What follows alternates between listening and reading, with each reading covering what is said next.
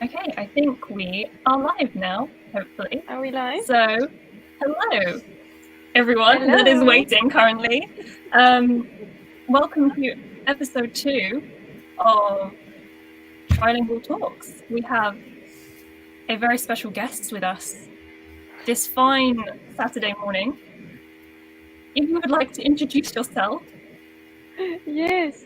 So, hello everyone. My name is Ali. I have an Instagram account which is called Ari no Yume. My Instagram account is focused on studying the Japanese language, and my forte, I think, is reading in Japanese. So that's why these kind ladies have invited me today to speak about this specific part of learning the Japanese language. So here I am. Thank you so much again for inviting me. Thank We're you for just joining happy us. to have you. We're just so happy to have you because for the both of us, actually for the three of us, reading is such a huge part of the language learning experience. And I would say that definitely for you, Ari, and also for you, Chloe, more than me. I'm basically a newbie into the reading world because I was really scared at first. But I have to say that it's all thanks to you that I'm slowly turning into an avid Japanese reader as well. I'm so happy to hear this. So, yes, for this episode, we will be talking about reading, if you hadn't guessed already. So, yeah, when you guys learn with reading, what's your process? The process. Hmm. I mean, Misha, if I can go first, I have very structured answer for this. Sure. Because like Floor's yours. so I've been going through all the stages of trying to read in Japanese. I mean, the beginner stage, the frustration stage, the intermediate stage where I was getting a bit more motivated, and then now I'm like in the comfortable stage. So my process has been different for all of these stages. And while at the beginning it was a real struggle to read and to get into even only one page of a book, now it's become, in 1 hour, how many pages can I read kind of thing. So it's completely different. And so if I go back to like the very, very beginning, obviously my process was taking what I wanted to read, making sure it was accessible to me. Like if I noticed anything that was extremely hard, like kanji, I wouldn't know all kanji without the readings, then I would probably put that aside at the beginning.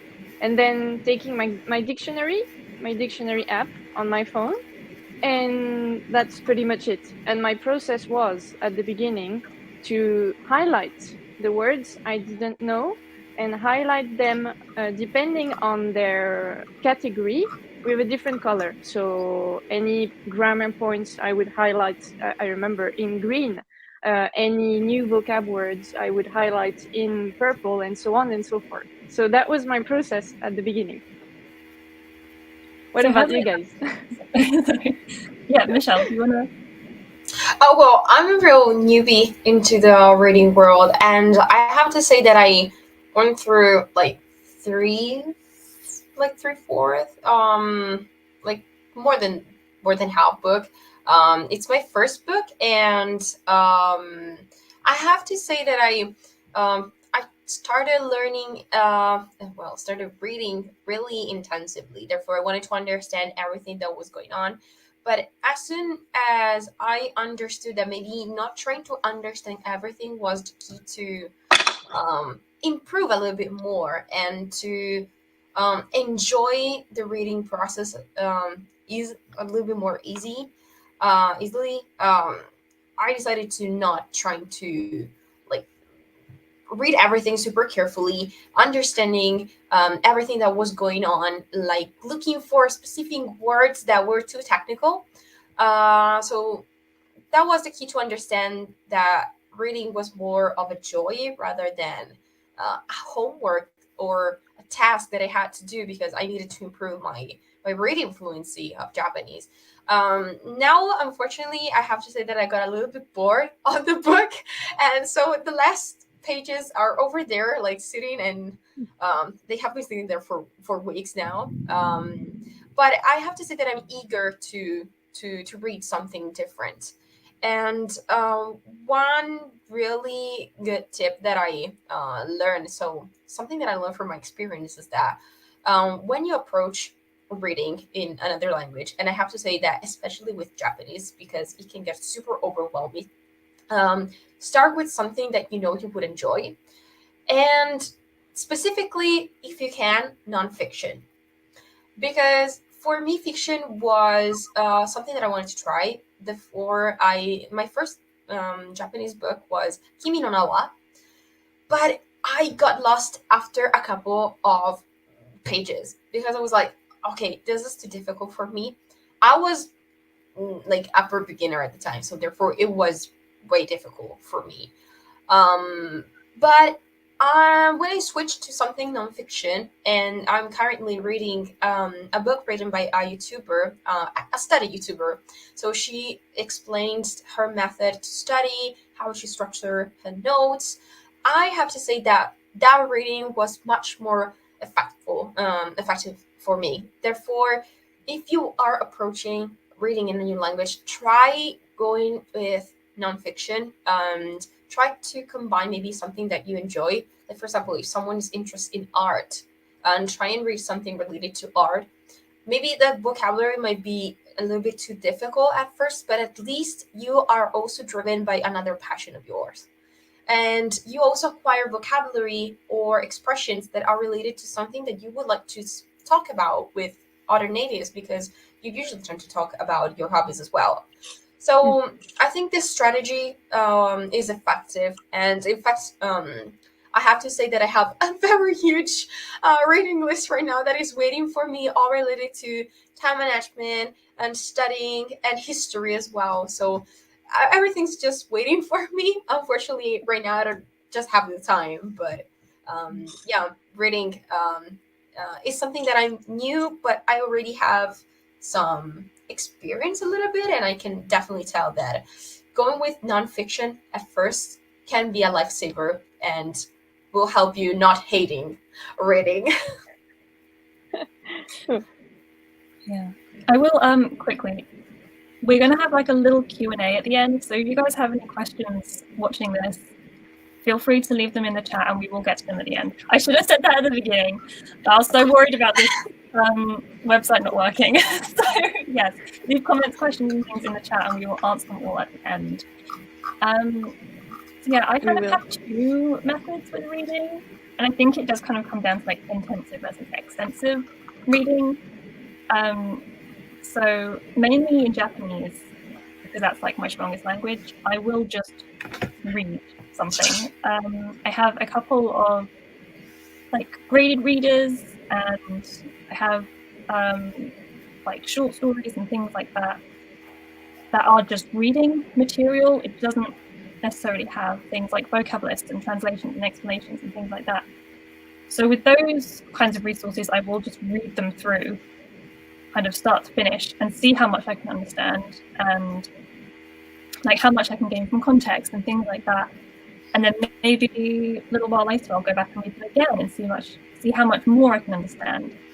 And then I also have a lot of kind of reading-based textbooks that will teach you like grammar points, and it will give you vocab lists and things like that. And with those, I tend to focus a lot more on actually learning the things that maybe I don't know. So me and Michelle were talking about this before we went live, but kind of using reading and flashcards especially, and struggling with Anki. So if there's like, in the reading passage, if there's a word I don't know, I will put that into a flashcard set on Memrise, and then kind of between flashcards and like drilling new words and having the word in the context of the reading passage, I will try and actually learn as much as I can from that. So yeah, I mean, I feel like I say this all the time, but it depends. Like it depends what language I'm reading in. It depends on my level. It depends on what resources I have. Like, yeah, it's always a big question mark. But yeah, so I think we all kind of have the same sort of approach, really. So yeah. At the beginning, at least for me, it was intensive reading, but just because I was a beginner, like completely. I was not even a proper N4 level when I started reading. So basically, everything was new. So I had to try and understand and make sense of the sentences, like everything. So it was intensive reading, like not by choice, but just because I had to. Otherwise, I wouldn't have understood anything. And then progressively, I could mix up the two. And now I'm only doing extensive reading because I don't need to do intensive reading anymore. So it reverses itself at some point. But definitely, you have to go with the flow, like the flow of the text. What kind of thing you're reading? Obviously, if you're reading fiction, as you said, Misha, fiction is hard to understand in any case. Because you also have to like understand what is going on, and obviously if it's an imaginary world, it's much more difficult to grasp what is happening. So like, yeah, I definitely understand what you said there. And then reading something based on your interest, yeah, definitely. From the start, I would advise this from the start. Like, just don't read something that everyone else has read. Just read something that is interesting for you. Even if it's a little above your level, like you would always benefit from it. At least I feel like it. Yeah, I think also that. Oh, sorry, go, Chloe. No, you continue. Okay. Well, also, I would say that when you get like around above N4, I would say, and also N3, so when you're like intermediate, my opinion, you tend to approach a new book at the beginning with a more intensive approach, and then you read extensively, because probably you just need to understand a little bit of specific vocabulary, or maybe a little bit of the context. So, and especially when you read nonfiction, the majority of the vocabulary repeats itself throughout the book.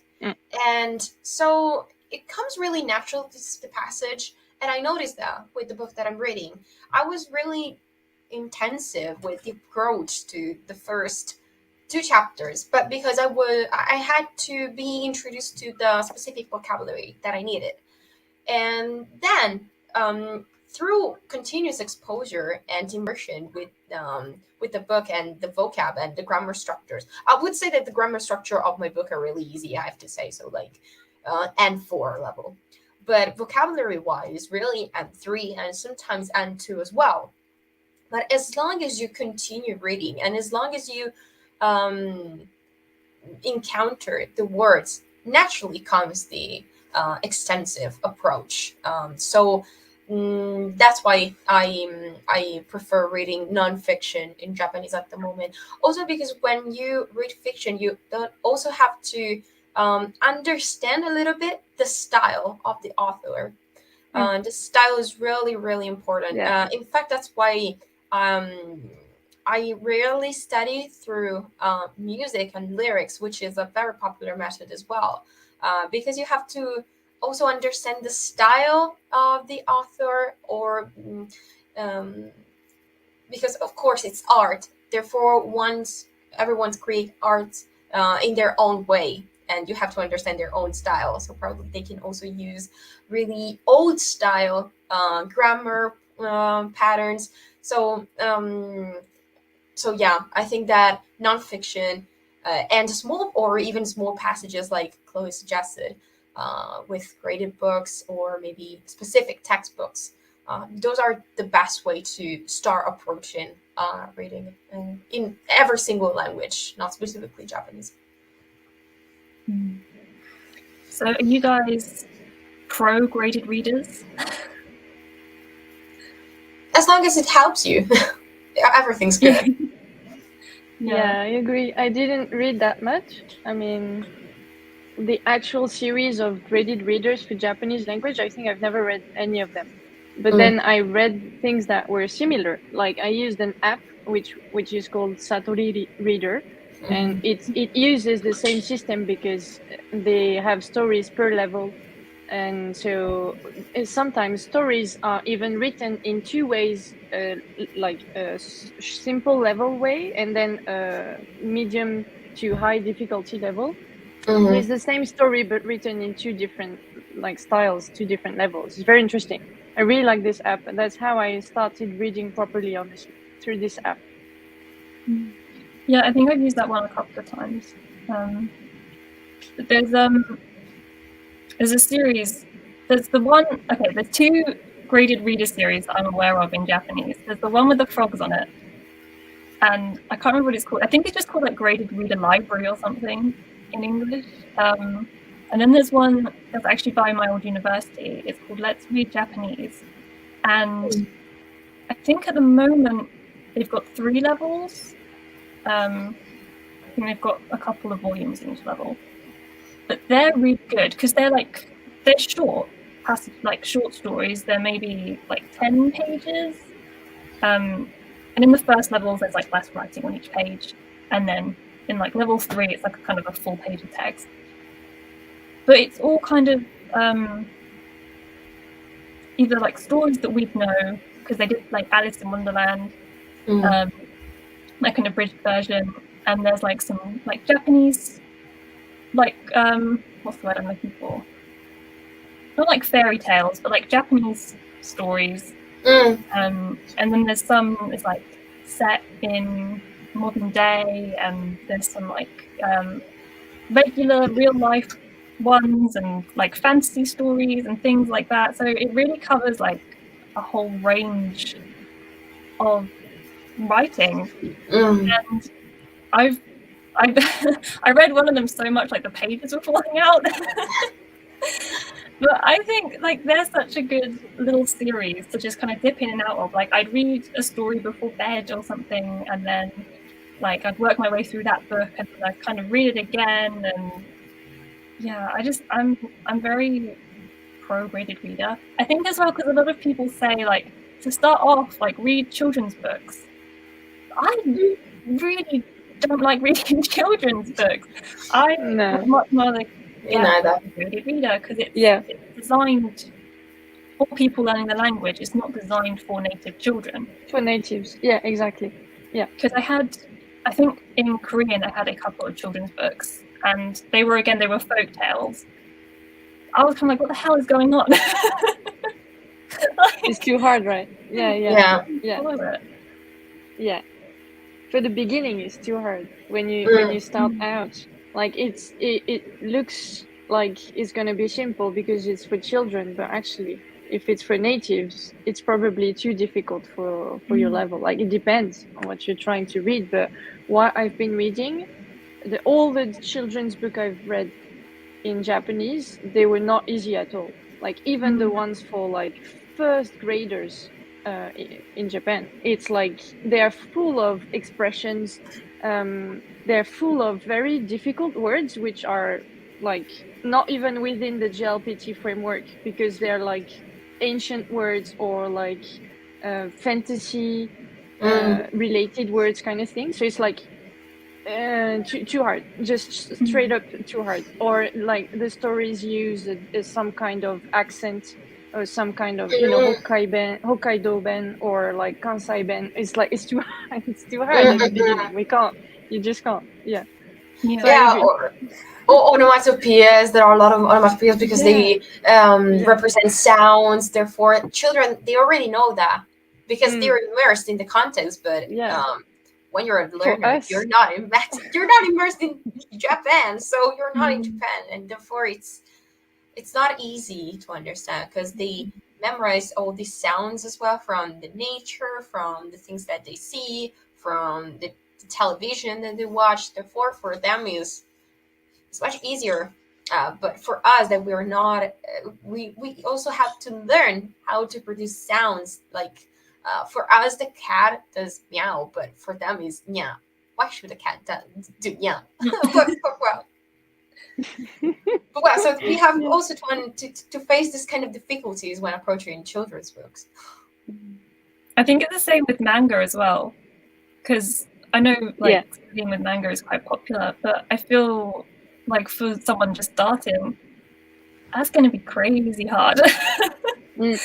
Like Crazy hard, yeah. and maybe you know the manga inside out, and you read it in English or like your native language, and then you're reading it in Japanese maybe. But I've got a couple of mangas in Japanese, and it's like the style is so different as well, because it's mostly like spoken casual style. Japanese, like there's so much slang in it, and I'm just like, I'm not sure what's going on. But then you do have the benefits of the pictures, so it's not all bad. There is a pro to that, but I think especially when you're starting out, books designed for learners is probably your best bet. I think if you're going for native content as a beginner, that's going to be very overwhelming, and like the things that you learn in your textbook is not going to apply to native content. Like there's a lot of different styles of writing and things like that. Like first of all, you'd probably learn, like, speaking about Japanese, you'd probably learn like math form, maybe dictionary form, but there's so many other like ways of speaking and writing and things that's going to be native content, and it's just going to blow your mind. It still blows mine, and I've been learning Japanese for like 8 years or something, and I'm just like, what's going on? No, I agree. It's like probably you can do it, but you will probably not enjoy it, like, because you won't be comfortable. So probably you can read it, you can understand if you try really hard. I mean, I did. It was very frustrating, very long, but I did. So I still could understand, but then did I enjoy the process?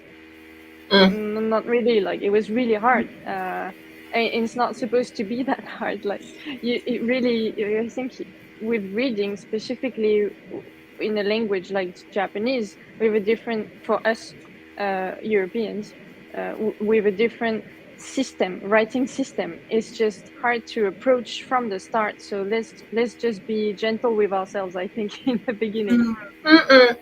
Also, the format, the fact that they write the word, everything vertically, can be overwhelming. So even just those little things that we when we approach reading, we think, okay, it's how Japanese usually write, therefore it's going to be maybe difficult at first, but I will get used to it. But actually, it's really difficult to read vertically. It really takes a lot. You tend to get confused a lot because we're so used to write horizontally. So that is also a thing that you have to take into consideration when you approach a book in Japanese. And I have to say that, personally speaking, reading ebooks makes the process easier, because I just have to focus on one page, not the 2 pages at the same time, and I can zoom it, and I can just look for the meaning or the reading just by clicking on it through the Kindle app. For me personally, e-reading has been a lifesaver for my reading because I was really scared. I really hated reading. I was like, no, I don't want to do that. But if I want to improve, I have to do that. So I try to merge 2 things that I knew could work for me, and so ebooks and nonfiction, and that was really the game changer for me.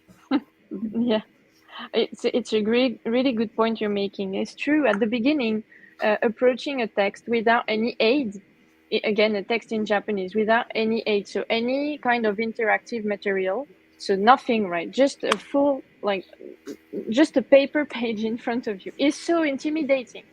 Like, before moving to that stage, which is like at least the intermediary stage when you start reading, you really need to focus on interactive materials, easier materials, and things that can help you just with translations at the end of the sentences to make sure to make sure you understood what you just read, or like even individual grammar points or individual vocab words, like it's just so helpful. So the app I just mentioned at the beginning, Satori Reader, does that. There are multiple websites on which you can start reading and which have this functionality. And it's so helpful. Like at the beginning, you must start like this. This is just too much. It's too overwhelming otherwise. So it's a really good point you're making. And I think Absolutely. it is all about kind of finding that balance, because obviously, I mean, reading something below your level, I mean, it would be great for kind of reinforcing things and stuff like that. But if you're trying to learn with it, you'll need something that challenges you a little bit, but it's not so hard that you give up because you can't understand anything, or like you're overwhelmed with the amount of stuff that you have to learn. So yeah, I don't know, it's hard because especially I find in the kind of intermediate level, like it can vary, like in the same book, it can vary from chapter to chapter. I could be like, oh, that chapter was great, that was fine, I understood like 80%, I can learn the 20 words or whatever that I didn't know. And then the next chapter, I'm like, what the hell? Like, what is this saying to me? So it can be really hard to kind of find that balance. But I think when you do, it makes things a whole lot easier. So, resources? Resources. My favorite part of any video is the books. So, I think are most of these going to be for Japanese? Yeah. Yeah. It's the only language I read, actually. I have some for Korean and Chinese also. Oh, nice. So, Ali, would you like to go first? I know you've already mentioned Satori Reader. Yeah. I mean, the two I really used were the app Satori Reader, and so it's like you can use it at its fullest by paying. So I have to say there is free material in it, but then if you want access to the full thing, you have to pay. But then honestly, I paid for only 3 months and I read everything that was in there, and it was extremely beneficial for me. And then I just stopped the subscription. So it was like perfect for me. I just controlled it and used only this one at the time when I had the subscription. It was perfect. And then the second thing I used was Japanese.io. It's a website. It's like I mentioned, it's an interactive one. And so you can just read any kind of material you want. They have news articles. They have books which are like specifically written for the website, but also classics, which are just transcribed in their own like website like database. And so, for example, they have very famous literature books, but which have gone through their website database, so you can actually click on everything. Also, it's just it has taken the text within, and then you can just read it as an interactive text. It's just so great. I love this one. And for books, I only would have a few, because basically all the simple books I've read, they were for children, and as we just mentioned, they were for native children, so they are too difficult. For beginner level, I can't recommend these. So I would only have like a very few. Chloe, I can give them to you afterwards. But I would have like 2 maybe that I've read, which are probably N5 and 4 level, still for children, for native children, but they're very, very simple. So they're fine. I can recommend them. So that's it. Yeah. Otherwise, too difficult. I will, after this, I will put everything in the description as well, if people want to find things again. And you also do a lot of reviews on your Instagram as well. So if anyone wants some more book recommendations, check out Ali's Instagram. Again, I've linked everything in the description, so if you want to find her Instagram, it's down there. Michelle, recommendations?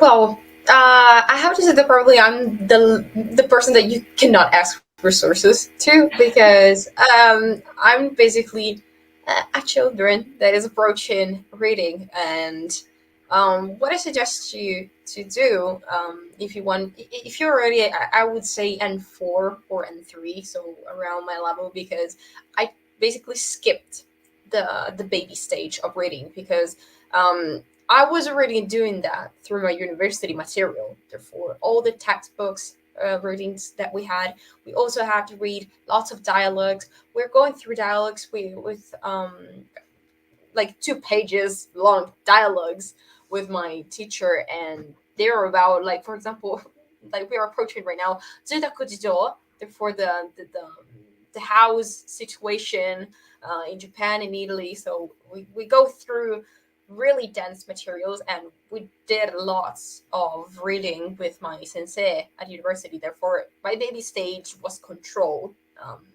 within the education system, and therefore, for people who are self-studying, I can just give tips for people who are already intermediate, and just look for something that you're interested in and go for it. Go for something that is nonfiction, as I already said. Try and look for resources that you think you might like through Amazon Japan, and maybe start following also native accounts like bookstagrammers on Instagram that are Japanese, to understand a little bit more what you might like. Unfortunately, I don't have that many tips for you, unfortunately. No, that's fine. Honestly, I've got a whole load. So, yeah, I already mentioned the graded readers. So let's learn Japanese. They're good. They go from like very beginner to kind of like intermediate-ish level. So if you're just wanting to start getting into reading in Japanese, then they're a good place to start, I think. And what is the other? They're all on the other side of my bookshelf. Reading Road is a good one. That's supposedly like N4, N3 level. They've got some really interesting passages. They're not too long. It's across like a double page spread, but they have all the vocab at the bottom. So it's not quite 2 full pages.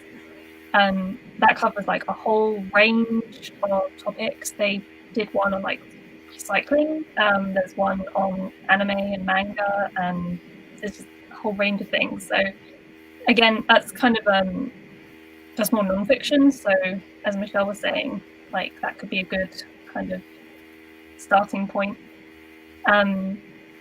Another one that is similar is I can't remember the name of it. Where is it? Japan Up Close is another one.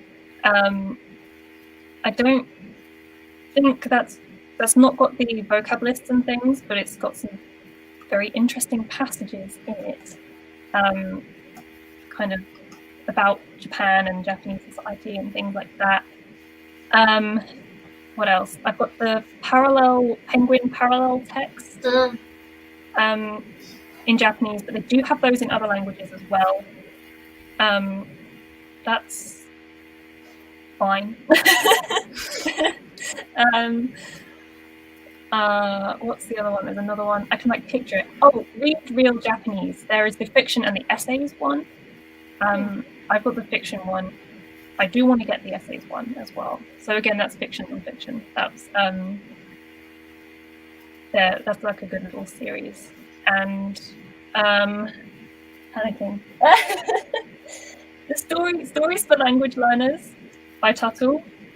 That's a good series. I've got the Japanese and Japanese one. They also have it for Tagalog, and I think, do they have Indonesian now? They're like adding more to this series for like lots of languages. And then I think that's it for Japanese. And in Korean, I've got just wait a second, Chloe. I've got these ones for Korean. I forgot one for Japanese. I just remembered while he was speaking. Sorry. Yeah, that's fine. So is the Tobira textbook. I just remembered Yeah. because I can recommend this one as a resource, like to improve your reading, because it's actually focused on the reading part, and then they explain to you the reading material through grammar points and vocab list, but it's focused on the reading, so it's technically That's a reading resource. Yeah. So I just forgot Tobira. Sorry. Yeah, Okay, I agree. I agree on Tobira. Along those same lines, then, Quartet is also a good book. It's Yes, got, like, the one you've been using. Yeah. 2 longer passages, reading passages, and then like all the grammar and the vocab is all based on that. Just like Tobira. These ones for Korean, it's trying to figure out which way around everything is. What does it say? I don't know. I can't read Korean. I think the English title.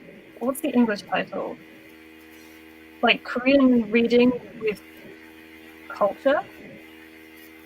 Something I like think that. so. Like something similar. This is a good series. This is the first one, the first level, and the passages are very short. But you know, for a beginner, that's probably probably for the best.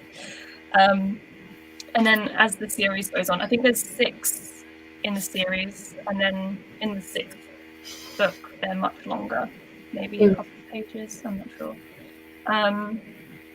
Yeah, that's a good one. I have a series as well. It's learning Korean through history, and then there's learning Korean through folk tales, and learning Korean through another one. It's similar to folk tales, fairy tales. I can't remember. It might just be learning Korean through stories. But there's those 3 as well. I really like those ones. It's just all reading books. I just like reading books now.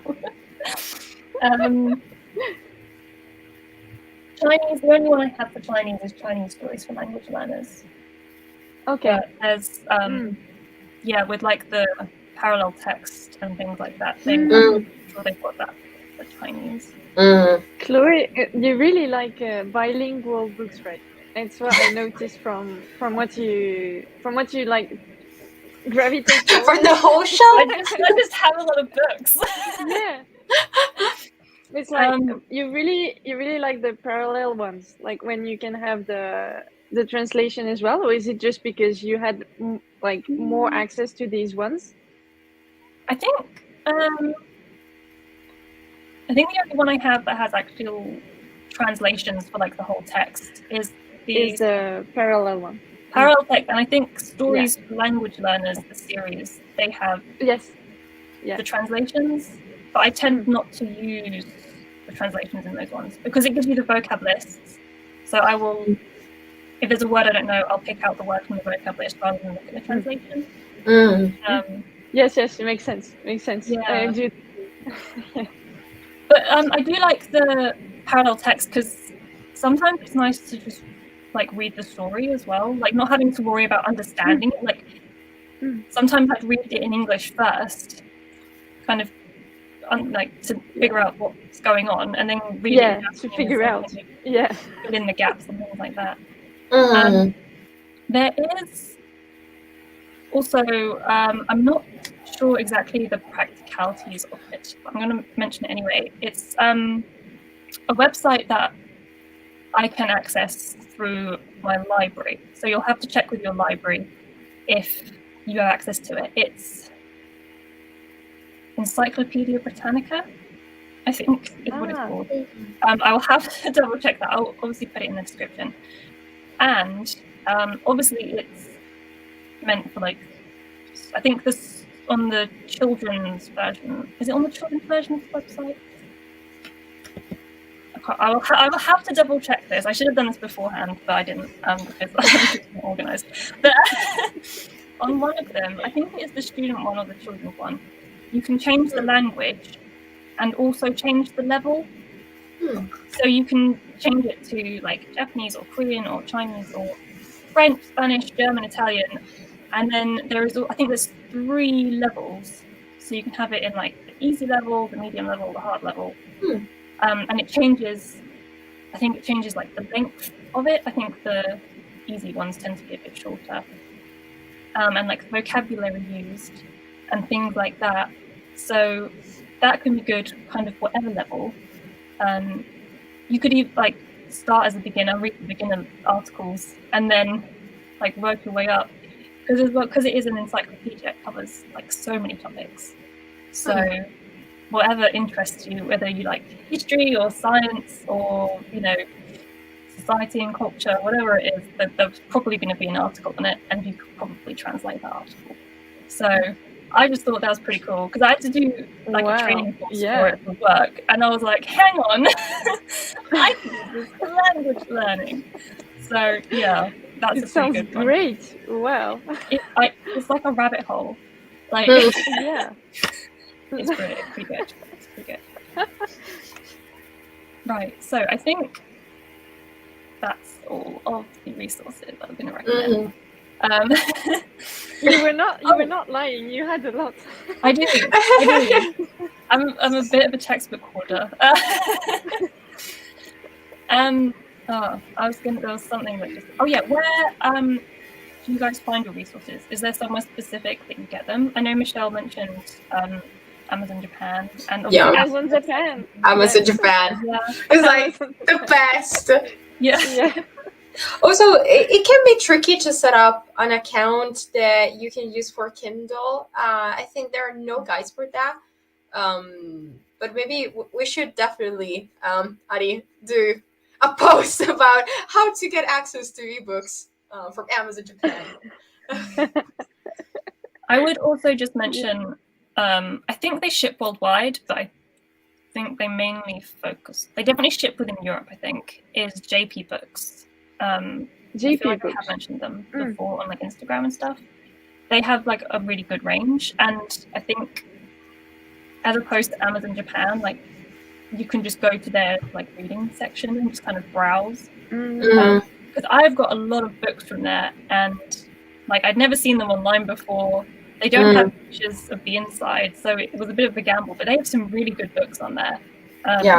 They're all like from Japanese publishers. They've all had them like imported in. So yeah, they've got a really good range on there. Yeah, and I think that basically we have also one more Euro, because I know JP Books is, I think, in English, a British company. Therefore, importing right now for us in Europe is pretty pricey. I know there's a website that is called Verazia, and it's Spanish, I think. Therefore, for us Europeans, it's cheaper. And I know for sure there are lots of textbooks, but I'm pretty sure there are books as well where they're like, I'm just browsing a little bit. They also have manga right now. So if you're European, from the EU, I would definitely recommend checking Verazia, because the shipping is a little bit cheaper than from JP Books, now that we have to pay the taxes as well for importing from the UK. Import costs. Have you guys used in the past CD Japan? That's the one I keep hearing about. I have 4 CDs. For CDs, not books. Okay. Yeah. I think I've heard of it, but never used one. I got hit with a hefty customs thing. I think I had to end up spending as much on the customs fee as I did on the actual Oh my CD. gosh. Oh my god. Yeah, that was that's crazy.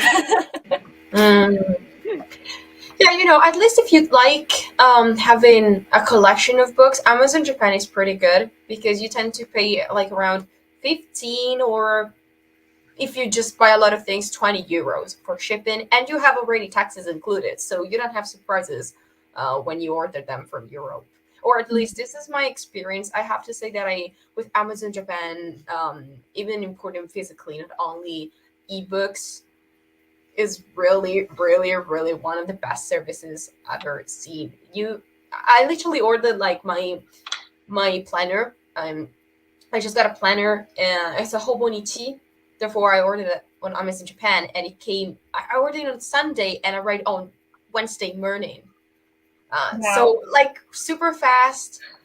It was like 15 euros the shipping, but it arrived in 3 days. It's tracked. The envelope everything pretty well. Therefore, just once I have like a really tiny scratch on a book, but nothing. Sometimes Amazon easily like delivers things in a very not safe way for the books, but I've always had like you pay the quality and you pay the fact that you get things from Japan like in 3 days sometimes. Therefore, if you like having like a range of books, buy maybe 3-4 books at the same time, but it's worth the thing. Otherwise, you can just set up an account in a very specific way, but and then you can get access to ebooks as well from Amazon Japan.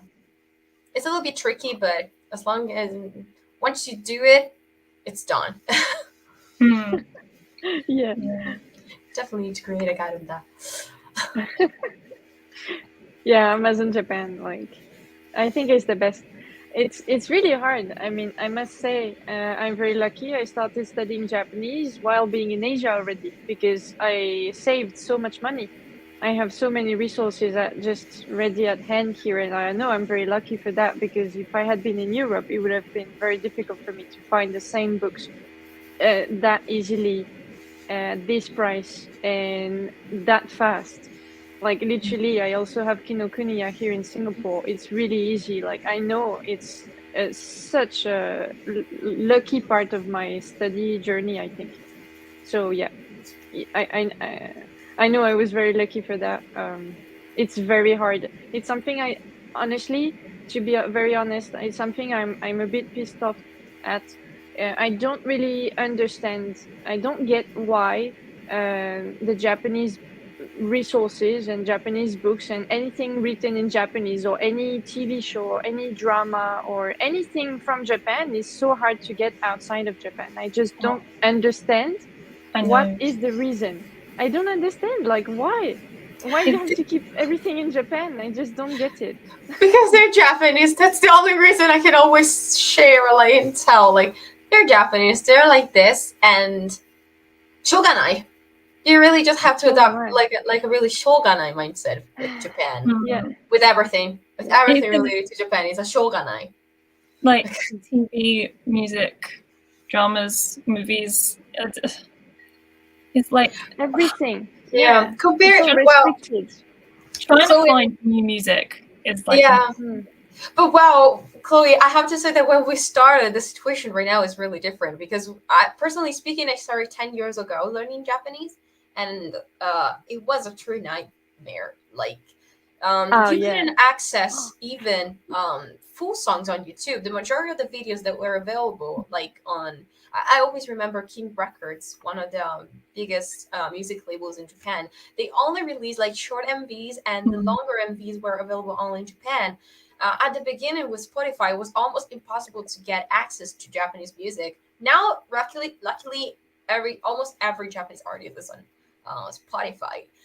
But I have to say that when we started many years ago, it was like really trying to ask them, please, humbly, can you share your works with us, please, because we don't have the access to that.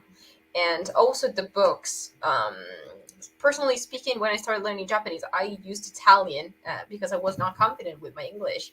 And the resources were terrible, just made for university students, and they were even difficult for university students to understand. Therefore, the access and availability of Japanese resources in general was terrible. We're so lucky right now, and how everything evolved in the last 10 years is like drastically changed, and therefore for us it's way easier.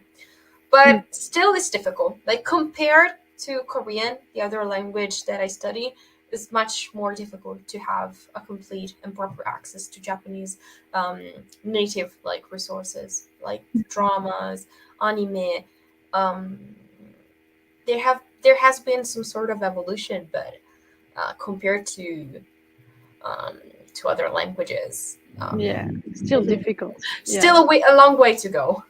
Yeah. I think French speakers have the same issue you just mentioned, Nisha, because like French resources to learn Japanese, they're pretty much inexistent, and if they exist, I'm pretty sure they're not really great. Like, it's a struggle if you don't speak English and you want to learn Japanese. It's a real struggle. So also that, and it works also with any kind of reading material you want to find, and which is like written from English perspective with English vocab words, the vocab list in English, I mean, and then the explanations of the grammar points in English as well. Like, it's just, if you're not comfortable with English, it's going to be very hard for you. Yeah. We've just hit 50 minutes. So should we do some questions and comments? Yeah, sure. Yes. Oh my gosh, yeah. Can you guys see the comments? Have you got the comments tab? I'll read them out anyway. But just I open another tab with YouTube, but yeah. So another Ali, says, I also use Memrise for learning vocab from reading. Go Memrise, yay for Memrise. Yeah. Memrise is just amazing, in my opinion. It's the best one. Memrise all the way. Yeah. Rasmus asks, any thoughts on Link? That's how you say it, isn't it? Link. Yeah, I heard of it, but never used it, I have to say. Me neither. No? Never Okay. used it. No. No opinions. No opinions.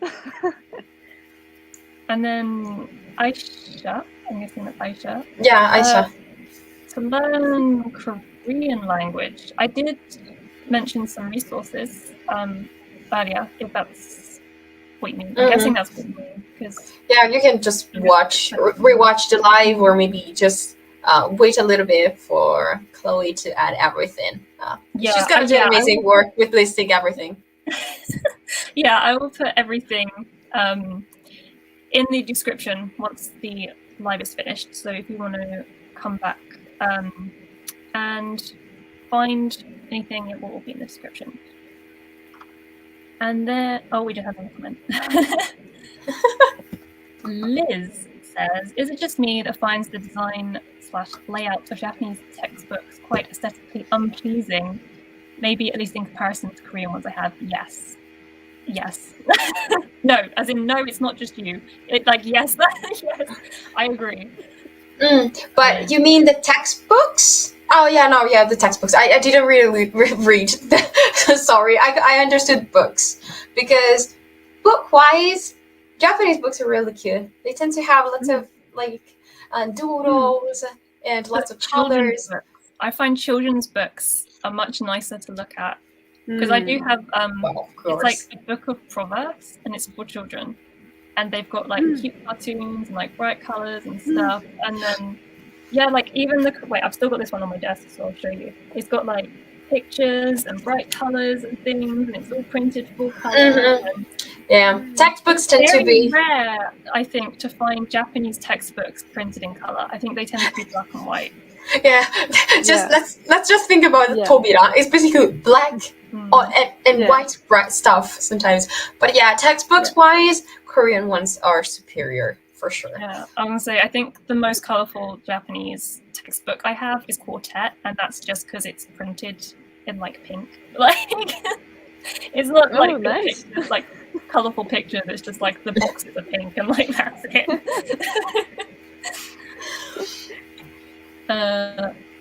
Ali says also, my Spanish textbooks are ugly too. I think Korean definitely agree. For some reason. Yeah, I think because there has been such a big wave of interest in Korean, they've invested a lot more in making their things appealing to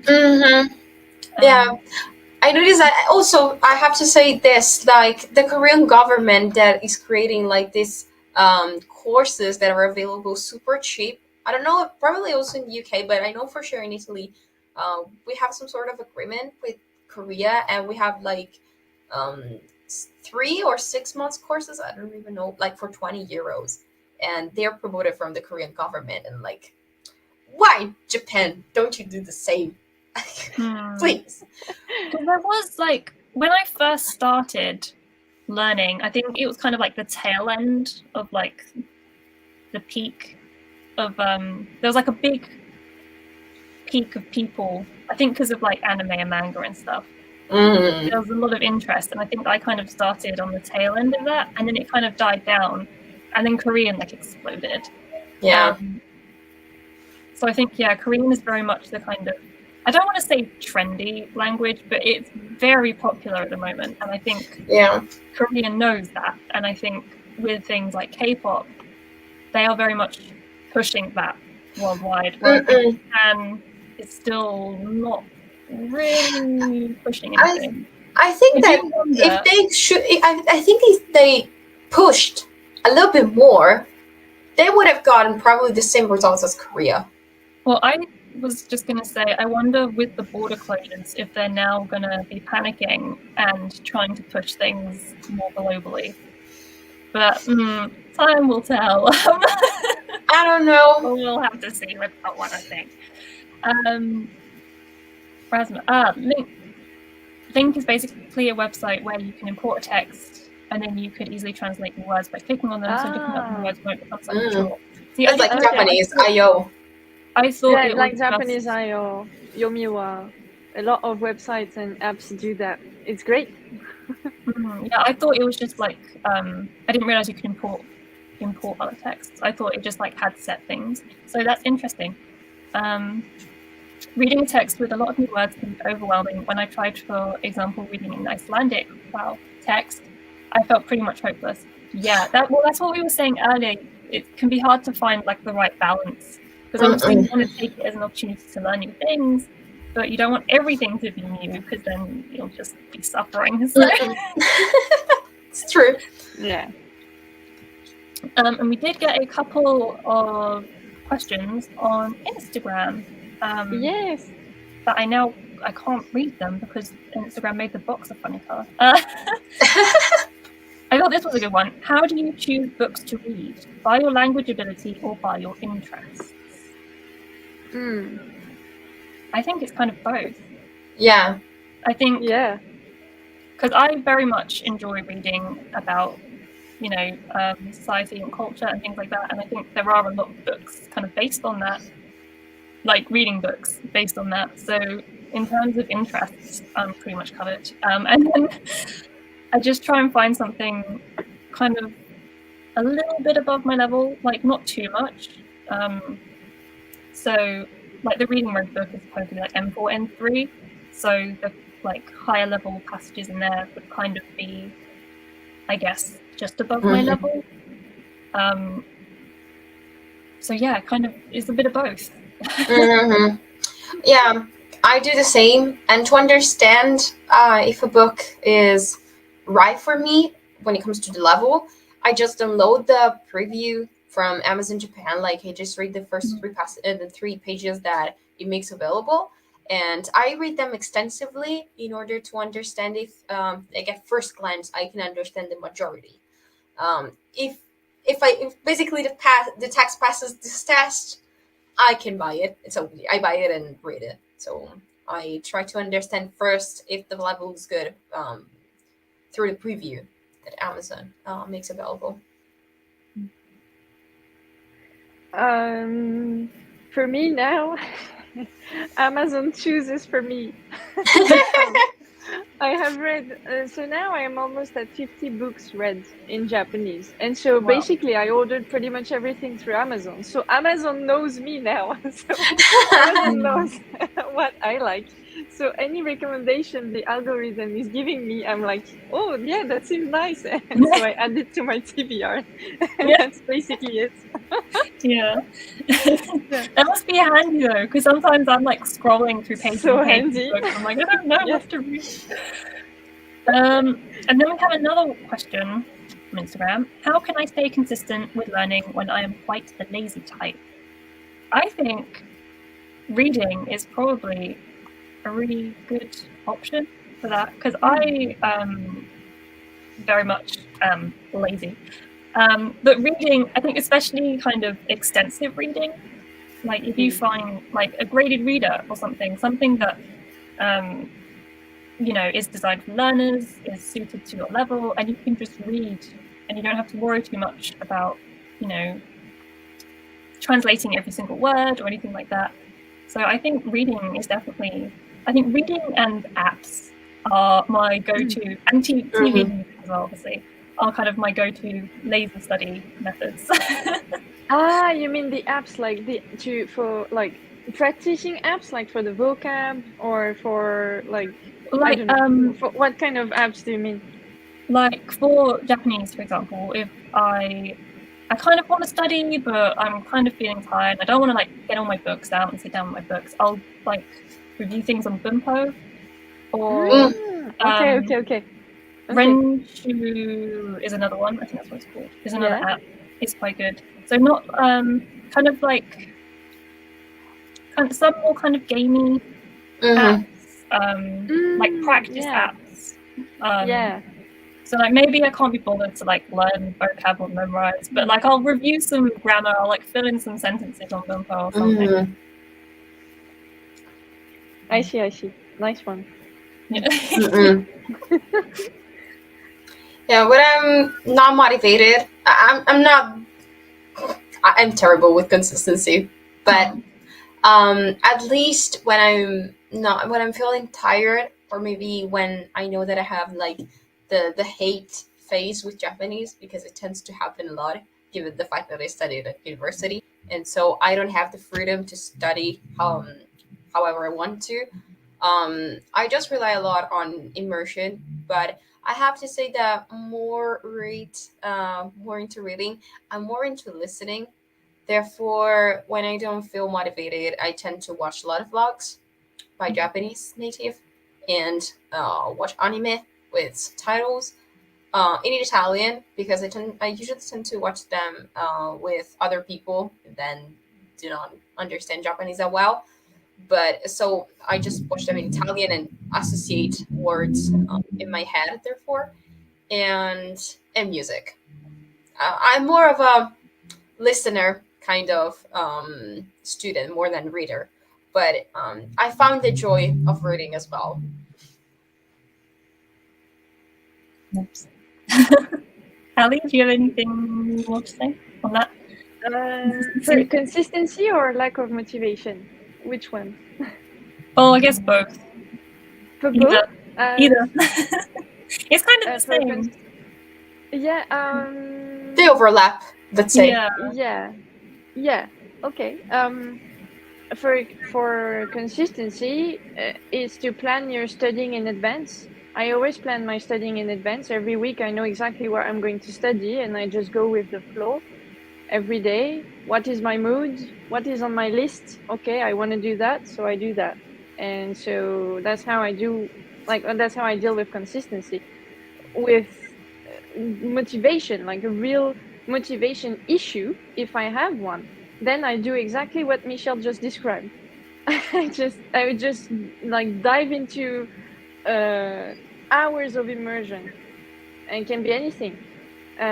Actually, as you said, reading, when I'm feeling unmotivated, I don't tend to read either, because usually it's too much. If I'm unmotivated from the start, then it's too much to try and read. So I would just, as you said, listen to music. I would watch a drama. I would watch YouTube for hours, and then at some point I'm like, oh yeah, I remember now. I love this language. So then I'm out of this Same process. Yeah. That's it. And Aisha asks, do you read the books twice? So Never. I'm going to say then, it depends. Still haven't had the chance to reread something, but I tend not to do that. Even in Italian or in English, I tend not to reread books. Same. It's just not a habit I have in my own language, so I don't have it in Japanese either, nor in English, in fact. It's just, except if we're talking about Harry Potter, or the Lord of the Rings, or I don't know, any kind of like a huge saga I'm a huge fan of, then otherwise I wouldn't tend to read the same book over and over again. Too. I think if I can get more out of it, maybe not a whole book, but if there's like a chapter in one of the reading books that I have, if I read through it and then learn the words, then I think, oh, actually that's like interesting, or it would be helpful to see everything in context again, then I'll reread it. But yeah, I tend not to reread like full books in English either. I'm very bad at reading in general. I'm trying to get back in the habit, but yeah, I don't know if I would read a whole book unless I like really enjoyed it. But yeah, I will sometimes read like the passages and things if there's still more I feel I can get out of it. But yeah, it depends. And Liz asks, oh, this is a question. I don't know if you talked about this already, but have you guys ever done reading-based activities during italki lessons?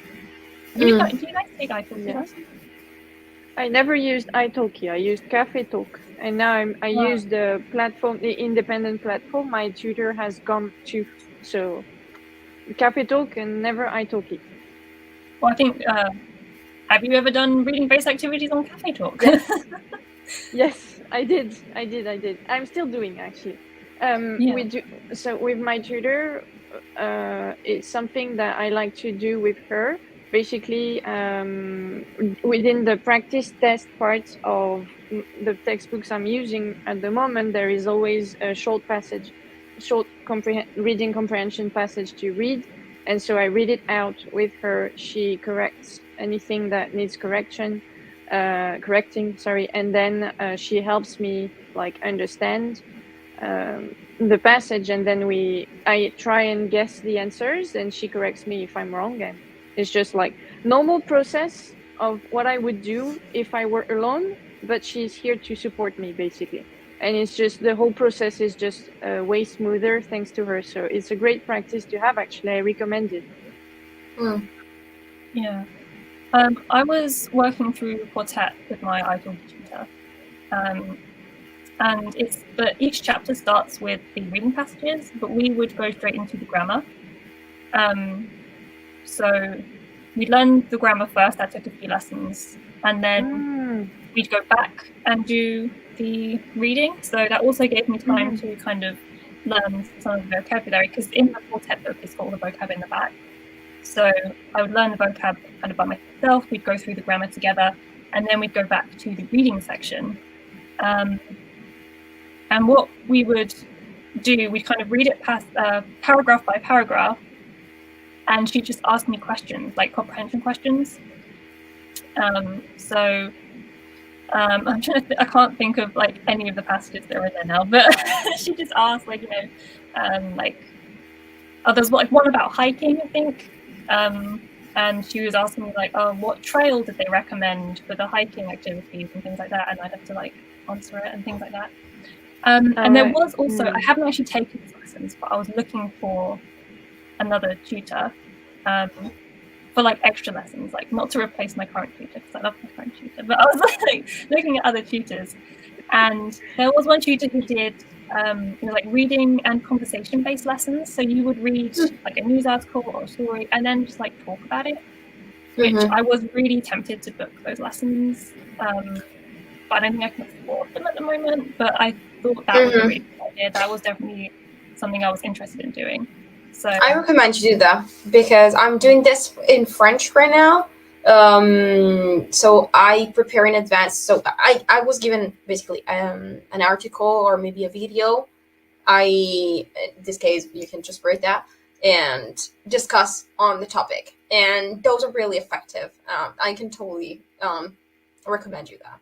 And well, personally speaking, we just do that with my sensei at university.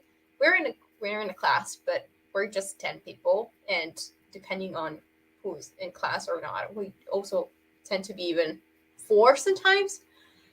So we got lots of practice. We read dialogues together, and right now we're using a book it's pretty old and outdated. It's called Nihongo Anaso, but really on really, I would say, like adult like topics, like I would how can I explain that?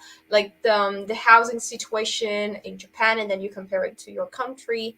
We were talking about like the improvement of women's life conditions and marriage situation. So therefore, we tend to speak about and talk about really complex topics, and we read the dialogues together. My professor makes comments, and then we ask questions when we don't understand, and then we do like basically almost the same as Adi.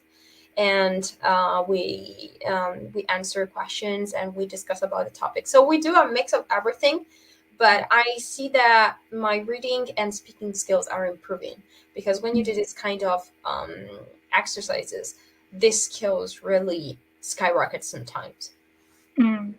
Yeah, another thing my teacher would ask kind of, because there was one passage about like part-time jobs, so we'd be reading it, and then she'd ask about like me, and like there was one about Japanese bars, and she was like asking me about what it's like in England and things like that. So you get like you can get a good variety of practice, I think. Because I think with reading, it can like it does open up a discussion. So yeah, I think if you can find a tutor that, I mean, even if they don't say that they specifically do reading based things, I'm sure you could send someone a message and just ask. Yeah, because my tutor didn't actually offer lessons with quartet, but I messaged her and I said, I've got this book, can we study it together? And she said, yeah, sure. And now she does offer it, because obviously we went through it together, so she's got the information. So yeah. And Aisha says, when I'm not motivated, I watch on YouTube again how I study Korean or study Korean vlogs. Yes, I do that too. I'll look for like new resource recommendations and things. Yeah, I think that probably with vlogs, the only thing that you can actually do is learn vocabulary, because grammar-wise, native speakers sometimes tend to do mistakes, and I wouldn't recommend trying to understand grammar from vlogs. It can be helpful, but not learn through that. So just do like the immersion aspect with grammar. Not only with mistakes, but because specifically to Japanese, there are lots of contractions, and with grammar, like nakereba narimasen can become nakia, and sometimes it can be like what are you saying? So for me, vlogs are good just for vocabulary. I think they might mean like other students' vlogs. It's like like Natalia's vlogs, study vlogs, things like that. Oh, I thought she was talking about like studying through native vlogs. So like watching other students' vlogs? I think so. How I study Korean and study Korean vlogs, I think. Yeah, that's what she meant, I think.